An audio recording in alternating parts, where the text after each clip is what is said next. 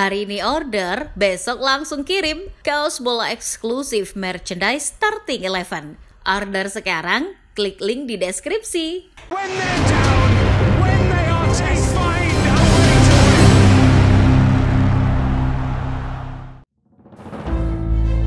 Pernahkah terfikirkan betapa sulitnya jadi Al, El, dan Dul?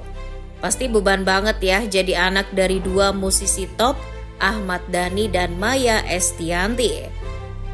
Menurut El, Dul jadi yang paling terdampak karena dia yang paling getol menekuni dunia musik. Karya Dul selalu dibanding-bandingkan dengan karya ayahnya. Alhasil, Dul memutuskan untuk keluar dari manajemen milik Dhani dan memproduksi musik sendiri. Nah, hal-hal semacam ini juga terjadi di dunia sepak bola, terutama di Eropa. Beban yang sama juga dipikul oleh anak pelatih timnas Indonesia Justin Kluivert. Menekuni karir sepak bola seperti Patrick Kluivert, Justin selalu dihadapkan standar tinggi, yakni ayahnya sendiri. Namun pemain yang katanya bisa main buat timnas Indonesia itu perlahan membuktikan diri. Justin membuktikan bahwa dirinya bisa keluar dari bayang-bayang Patrick. Lantas bagaimana kisahnya? Sebelum kita bahas, kalian bisa klik tombol subscribe dan nyalakan lonceng terlebih dahulu agar tak ketinggalan konten terbaru dari Starting 11 Story. Melengkingkan tangisan pertama di salah satu kota bernama Zaandam, Justin Dean Kluivert mulai menekuni sepak bola saat usianya baru menginjak 6 tahun. Bermula dari klub kecil SV Diemen, Justin menggunakan koneksi ayahnya untuk bergabung dengan Akademi Ajax pada tahun 2007. Meski berstatus pemain titipan, Ajax sama sekali tidak mengistimewakan anak dari Patrick Kluivert tersebut. Jasa-jasa ayahnya selama berseragam Ajax tak akan pernah cukup untuk membeli tiket free pass menuju skuad utama. Justin dituntut untuk menemukan jalan kesuksesannya sendiri. Ia harus bersaing dengan puluhan, bahkan ratusan anak-anak yang juga punya mimpi menjadi pesepak bola profesional. Setidaknya membutuhkan waktu 9 tahun bagi Justin untuk bisa menembus skuad utama Young Ajax. Ya, itu masih tim cadangan Ajax. Setelah hanya 8 pertandingan bersama Young Ajax, Justin langsung menarik perhatian pelatih tim utama Peter Bosz. Justin diminta langsung berlatih di skuad utama. Meski begitu, ia tak langsung mendapatkan menit bermain. Kesempatan pertama Justin adalah masuk skuad Ajax yang akan menghadapi FC Twente Desember 2016. Kala itu skuad yang dibawa Ajax memang sedikit dan didominasi oleh pemain-pemain muda. Seperti yang kita ketahui, mengorbitkan pemain muda dari akademi memang sudah jadi tradisi bagi Ajax. Justin Kluivert akhirnya debut di laga melawan PSIS Zwolle pada Januari 2017. Saat itu, Justin membantu timnya menang 3-1. Ia masuk menggantikan Amin Younes yang ditarik menit 39. Setelah laga itu, menit demi menit mulai diberikan oleh Peter Bosz. Tanggung jawab Justin meningkat di musim 2017-2018. Saat itu dirinya menggantikan peran Amin Younes yang mengalami cedera peradangan di bagian lutut. Akhir tahun 2017, Ajax sudah ditangani oleh Erik ten Hag. Meski demikian, Justin tetap menjadi pilihan utama. Sebab Amin yang baru pulih dari cedera justru diskors akibat bersih tegang dengan ten Hag. Di bawah asuhan Erik, Justin yang masih berusia 18 tahun mulai menunjukkan bakatnya. Ia mencatatkan 10 gol dari 30 penampilan di Eredivisie. Performanya itu membuat Justin dianugerahi penghargaan NXGN. Itu penghargaan untuk pesepak bola U19 terbaik di dunia. Tak heran, banyak klub-klub papan atas yang langsung menggoda Justin. Dari mulai AC Milan, Inter Milan, Juventus, Barcelona hingga Liverpool dan Manchester United semua ngantri. Mereka memandang Justin sebagai talenta potensial saat itu. Namun, dari sekian banyaknya klub yang menunjukkan ketertarikan, Justin justru memilih AS Roma sebagai kelanjutan karirnya.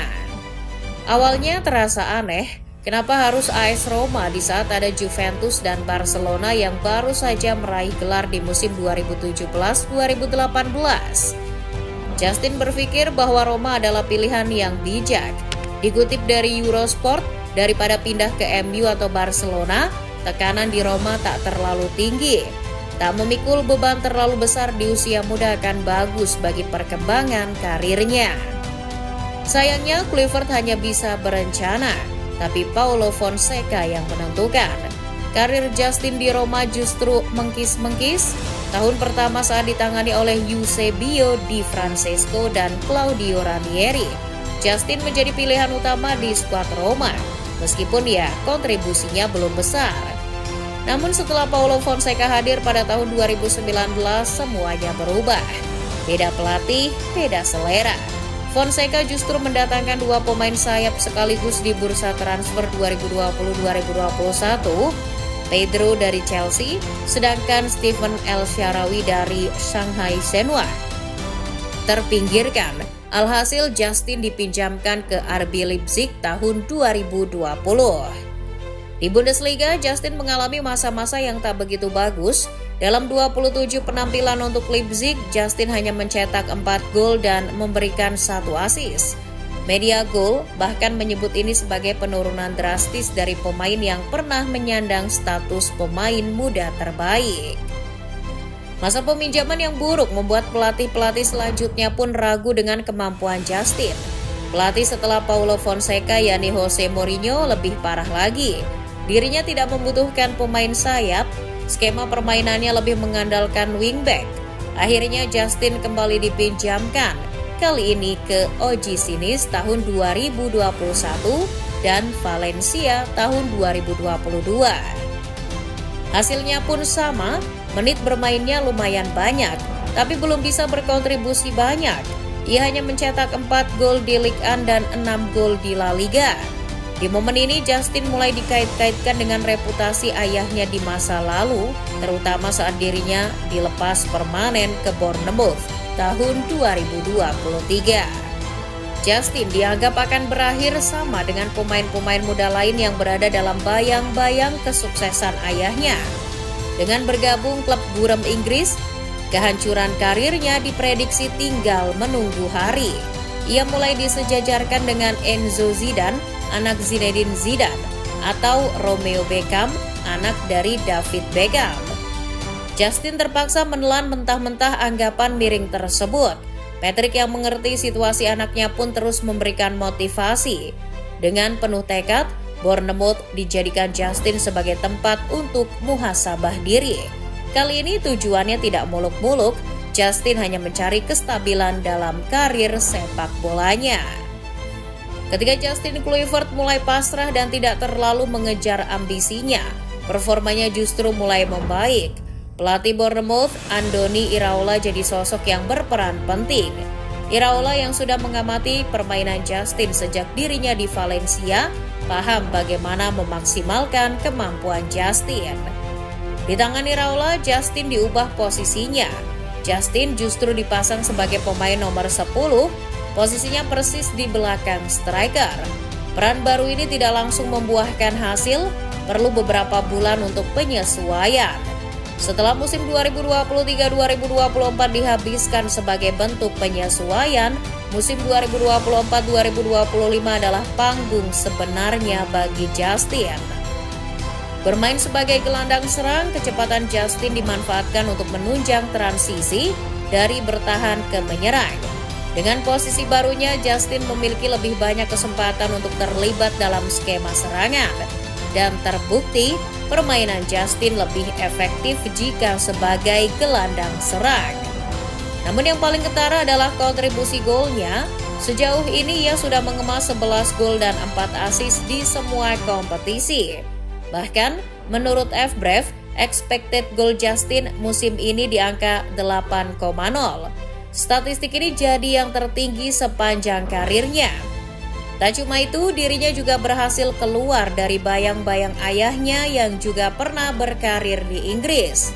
Momennya saat bertandang ke markas Newcastle United, St. James Park. Di laga tersebut, ia mencetak hat-trick yang luar biasa. Hat-trick tersebut membawanya melampaui jumlah gol ayahnya dalam satu musim di Liga Inggris. Dulu, Patrick hanya mencetak 6 gol saat membela Newcastle United musim 2004-2005. Nama Justin Kluivert pun kembali jadi perbincangan. Media-media besar Inggris seperti BBC dan The Athletic langsung menggoreng namanya lagi. Namun kali ini dengan nada yang lebih positif.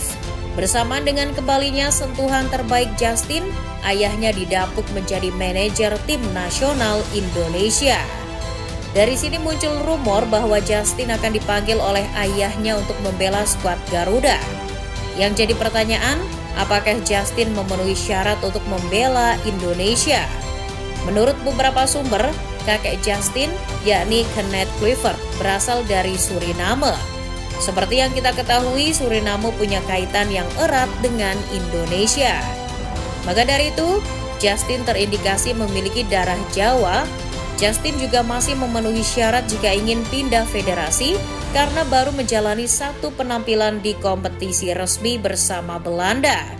Namun kemungkinan untuk membela Indonesia masih samar-samar karena garis keturunan Justin belum bisa dibuktikan.